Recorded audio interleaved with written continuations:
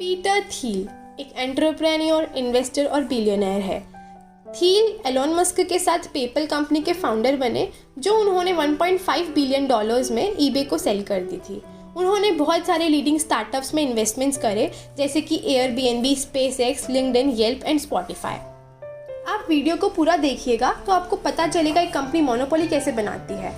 आप चैनल को सब्सक्राइब कर सकते हैं and also press the bell icon to get instant updates on our post. तो आइए चलिए देखते हैं इन बिलियन डॉलर कंपनीज को और वो किस तरीके से प्रॉफिट्स बनाते हैं। पीटर थिल की बुक पढ़ने के बाद हमने भी कुछ एप्लीकेशंस डेराइव करी है जो हमें हेल्प करेगी एक ऐसा बिजनेस सेटअप करने में जहां से हम मोनोपोली बना सकते हैं right from the scratch. Bet on the contrarian truth. Let's try to answer this question. What important truth do very few people agree with you on? जैसा कि स्टीव जॉब्स जानते थे स्मार्टफोन्स कितने इंपॉर्टेंट होने वाले हैं फ्यूचर में। उन्हें पता था कि keyboard is not going to help us. दूसरा, उबर को पता था कि आगे चलकर लोग एक स्ट्रेंजर की कार में बैठेंगे एंड वाई सो। इसका सिंपल रीजन ये है that they have a job to attend and a party to be presented. Now based on this contrarian truth, it is completely dependent on a true fact that people are willing to admit it right now, और या तो उन्हें पता ही नहीं है कि उनके साथ में फ्यूचर में ऐसा होने वाला है। हम ऐसा सोचते हैं कि हम एक ऐसे वर्ल्ड में रहते हैं जहां बहुत सारी आइडियाज ऑलरेडी डिस्कवर हो चुके हैं। वर्ल्ड की बेस्ट कंपनीज वर्ल्ड की मेजर प्रॉब्लम्स को ऑलरेडी सॉल्व कर चुकी है और ऐसा कोई भी नया आइडिया नहीं है जो डिस्कवर किया जा सके। हम इसी थिंकिंग को लेकर चलने लगते हैं और नए आइडियाज़ ही डिस्कवर नहीं करते और दूसरों के आइडियाज़ को कॉपी करने लग जाते हैं। एक कॉपीड बिजनेस पर कभी मोनोपोली नहीं बन सकता है। हम सिर्फ एक कॉम्पिटिटिव बिजनेस बनाते हैं। हम इस प्रोसेस में कुछ ऐसा बनाना छोड़ देते हैं, something which is valuable, new and helpful to the world. अब आप बहुत ध्यान से सुनिएगा। एक टाइम था जब ट्रैवलर्स को अच्छे बजटेबल रूम्स ढूंढने में काफ़ी दिक्कत आती थी और किसी ने इस प्रॉब्लम पर ध्यान ही नहीं दिया। फिर एक दिन Ritesh Agarwal came up with the OYO rooms idea, जहां बहुत easily affordable rooms online book कर सकते हैं। रितेश ने जनरल प्रॉब्लम को आइडेंटिफाई किया और एक ब्यूटीफुल मोनोपोली स्टार्टअप लॉन्च किया जो स्टार्टअप्स को भी पसंद आने लगा and OYO become huge success. किसे पता था एयरबीएनबी सक्सीड भी करेगा। People would have laughed at this idea कि हम कोई भी रैंडम लोगों को हमारे घर पर सोने देंगे, बट एयरबीएनबी के फाउंडर्स ने इसके पीछे की सक्सेस को आइडेंटिफाई किया, जो कि बहुत सारे लोगों के पास में extra household properties and extra rooms होते हैं जो रेंट पर देना चाहते हैं। Niche market, start with a small market and then expand. Peter Thiel monopolies competition के बारे में बात करते हैं और वो बताते हैं कि कैसे एक स्टार्टअप को एक नीश आइडेंटिफाई कर लेना चाहिए इन ऑर्डर टू सक्सीड।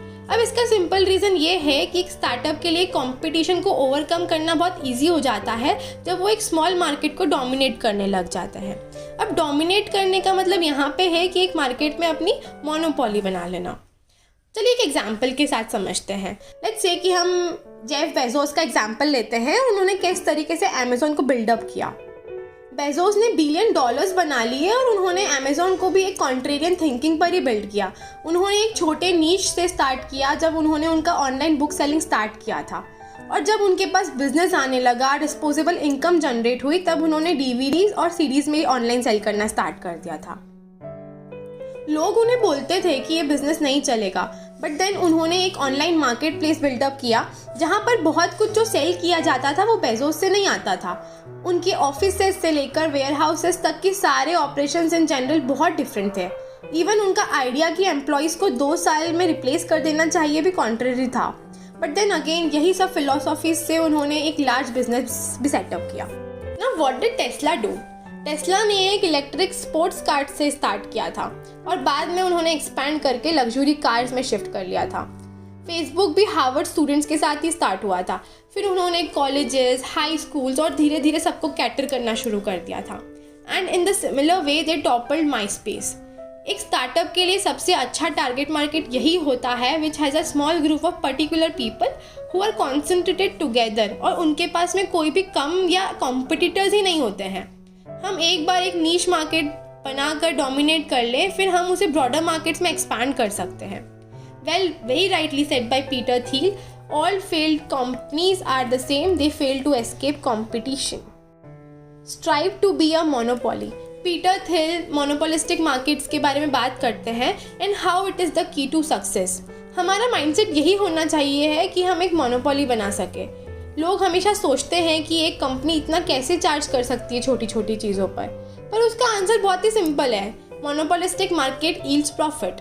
अब अगर हमें एक कॉम्पिटिटिव मार्केट में सक्सेसफुल होना है तो हमें कुछ ऐसा करना पड़ेगा जो दूसरे नहीं कर पाते।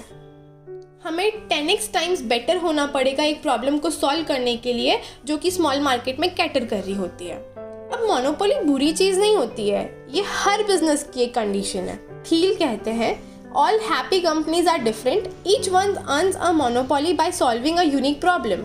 All failed companies are the same, they failed to escape competition. हम उन बिजनेस पर फोकस करते हैं जहाँ पर बहुत सारे कॉम्पिटिटर्स होते हैं। हमने सुना है बड़े बड़े बिजनेसमैन को बोलते हुए कि उन्होंने पूरा मार्केट कैप्चर कर रखा है और कॉम्पिटिटर से काफ़ी आगे है। पर पीटर थील कहते हैं कि एक सक्सेसफुल फेसबुक, पेपल जैसे बिजनेस के लिए इट इज़ वेरी नेसेसरी कि हम कंपटीशन को अवॉइड कर सकें और नेचुरल मोनोपोलीज बिल्डअप कर सकें, जैसा कि एयरबीएनबी ने किया। फॉर द फर्स्ट टाइम उन्होंने लोगों को उनके घर के एक्स्ट्रा रूम्स रेंट करने को कहा। गूगल ने क्या किया? गूगल ने एक सर्च इंजन बना रखा है जो शायद ही कोई रिप्लेस कर सकता है। गूगल ने पूरी दुनिया में एंड्रॉयड मार्केट में अपनी एक अलग जगह बना रखी है। हर एंड्रॉयड डेवलपर को गूगल की गाइडलाइंस को फॉलो करना ही पड़ता है before creating an Android application, क्योंकि maximum Android users Google Play Store से ऐप्स डाउनलोड करते हैं। हम में से बहुत सारे लोग ऐसे होंगे जिन्हें पता भी नहीं होगा और कहीं से हम एप्लीकेशंस डाउनलोड कर सकते हैं। हमारे लिए एंड्रॉयड का मतलब गूगल ही होता है। मोनोपोलीज बनाना इसलिए भी ज़रूरी है क्योंकि एक कंपनी जब ऐसी जगह होती है जहाँ पर बहुत सारे कॉम्पिटिटर्स होते हैं, वहाँ पर एक्सेल करना और प्रॉफिट्स अर्न करना बहुत डिफ़िकल्ट हो जाता है। थील ने एयरलाइंस का एग्जाम्पल देते हुए बताया है कि एयरलाइन कंपनीज की एक फ़्लाइट टिकट पर 1% से भी कम प्रॉफिट्स बनाती है, तो ऐसे बिजनेस में रहना ईजी नहीं होता। Now let's create a business with technology, networks, branding and economies of scale. अब इसे समझने के लिए हम 4 बड़ी कंपनीज के नाम सोचते हैं, that is Apple, Google, Facebook and Amazon. First point is brand association. कौन सा ब्रांड हमें याद आता है जब हम ये सोचते हैं कि हम हमारे इलेक्ट्रॉनिक डिवाइसेस को फैशनेबल बना सकते हैं? बिना किसी सेकेंड थॉट के इट्स एप्पल। पहली प्रोसेस यही है कि हम हमारा ब्रांड नेम किसी पर्टिकुलर डोमेन या नीश के साथ लिंक कर दें, which will immediately help customers associate our brand to the particular niche. The second point is taking care of technology. The main thing to work on is technology. सारे बड़े बड़े monopolistic markets के पास अच्छी technology होती है, but दूसरी तरफ छोटी companies try their hardest to catch up with them. Third is network effects. Why do we use Facebook and Instagram or betterly newly designed apps which are present? Because हम जानते हैं कि बहुत सारे लोग इन प्लेटफॉर्म्स पर इतना ज़्यादा इंक्लाइंड है कि वो उन्हें छोड़ना ही नहीं चाहते हैं। Economies of scale. जैसे जैसे कंपनी साइज इंक्रीज होने लग जाती है, companies can manufacture products cheaply, क्योंकि जो उनकी फिक्स्ड कॉस्ट होती है वो बहुत सारे एरियाज में स्प्रेड होने लग जाती है। नई कंपनीज को लार्ज कॉरपोरेशन से कॉम्पीट करना बहुत डिफिकल्ट हो जाता है जो ऑलरेडी वेल सेटल्ड हो चुकी होती है। अब जब हम सक्सेसफुल हो जाते हैं एक छोटे मार्केट में डोमिनेशन करने में, तब हम हमारा बिजनेस एक्सपैंड कर सकते हैं इनटू बिगर मार्केट्स, ताकि हम देख सकते हैं कि हम एक मोनोपोली बने हैं या नहीं। With an example from our own Indian market, Mr. Champaklal Choksi is the original founder and promoter of Asian Paints. उन्होंने एक मनी मशीन बिल्डअप किया जो शायद ही कोई सरपास कर सकता है। 1969 तक पेंट्स एक FMCG प्रोडक्ट की तरह सेल किया जाता था, जहां पहले आप एडवर्टीजमेंट करोगे, फिर आपके पास कहीं पर होलसेलर्स रहेंगे तो कहीं पर डिस्ट्रीब्यूटर्स और कहीं पर डीलर्स। 1969 में मिस्टर चोक्सी ने सारे डीलर्स, डिस्ट्रीब्यूटर्स और होलसेलर्स को बोला कि मुझे आप लोगों की ज़रूरत नहीं है, मैं डायरेक्टली डीलर्स को ही सेल करूँगा। डीलर्स ने प्रोटेस्ट भी किया, उनकी शॉप्स छोटी थी और इतना पैसा भी नहीं था कि वो इतना सारा इन्वेंट्री रख सके। डीलर्स ने बोला अब डिस्ट्रीब्यूटर्स को रख लो, वो स्टोरेज और फाइनेंसिंग कर देंगे और हम प्रोडक्ट को सेल कर देंगे। चोक्सी जी का रिएक्शन था कि वो हर 3 घंटे में डीलर्स की इन्वेंट्री को रेप्लेनिश कर देंगे, आपको स्टॉक नहीं करना पड़ेगा, हर 3 घंटे में मेरा ट्रक आएगा और वो रेप्लेनिश कर देगा। बॉम्बे के लोगों ने इस पर बोला कि this is something which is really crazy, और उन्होंने एक दिन का पूरा कैलकुलेशन बिठाया।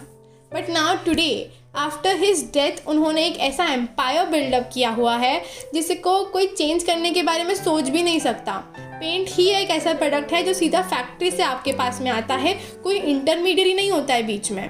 आज भी एशियन पेंट्स एक दिन में 4 बार और एक हफ्ते में 28 बार रीस्टॉक होता है। एशियन पेंट्स ही एक ऐसी कंपनी है इंडिया में जो 97% ऑफ द MRP इनटेक रखती है, जिसका 3% डीलर को जाता है। आज उनके पास में 70,000 डीलर्स हैं जो एक दिन में 2.5 से 3 लाख की डिलीवरी लेते हैं। वहीं उनके कॉम्पिटिटर्स बर्जर पेंट्स 40,000 टाइम्स एक दिन में डिलीवर करते हैं और एक्सो पेंट्स 10,000 टाइम्स डिलीवर करती है। पर अब ये सब कैसे कर सकते हैं? इसका एक ही आंसर है टेक्नोलॉजी। 1970 में चौकसी जी ने 8 करोड़ रुपए लगाए एक सुपर कंप्यूटर खरीदने के लिए, और ऐसी ही कुछ टेक्नोलॉजीज को माइंडफुली यूज़ करके उन्होंने ये सक्सेसफुल बिजनेस सेटअप किया। एक स्टडी में भी ऐसा पता चला है कि लोग ज़्यादा सक्सीड कर सकते हैं अगर वो एक ही गोल पर फोकस्ड रह सके। लोगों को एक चीज़ में अच्छा होना चाहिए है और उसी पर स्टिक रहना चाहिए है। हम एक प्रॉपर प्लान बनाकर उस पर वर्क करना चाहिए है, because at the end we know कि a bad plan is even better than a no plan. So from here we came up with a lot of things, and thus the book right here is being discussed for the starter plan 0 to 1 and how we can go about the same. So guys, thanks for watching our video. अगर आपको हमारा content पसंद आया हो तो आप like, subscribe और comment ज़रूर कर सकते हैं. Also press the bell icon to get instant updates on our post.